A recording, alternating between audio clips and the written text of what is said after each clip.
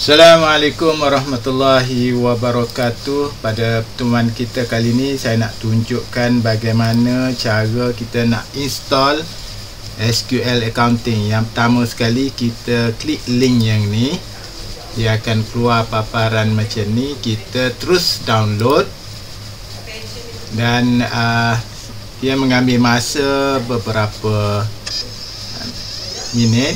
Kita download anyway. Okey.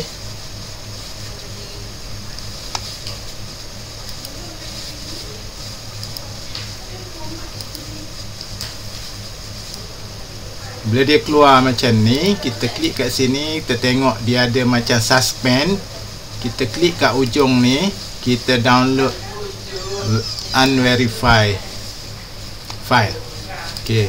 Sekarang ni dia akan download kat kita apabila sekejap. Okey, dah siap. Kita double klik yang ni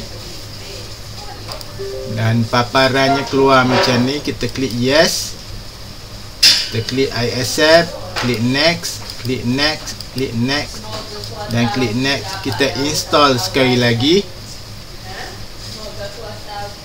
Okay, apabila dah selesai macam ni, kita klik finish dan paparan keluar macam ni. Kita klik evolution. Saya buat jalan terpintas lah, insyaAllah.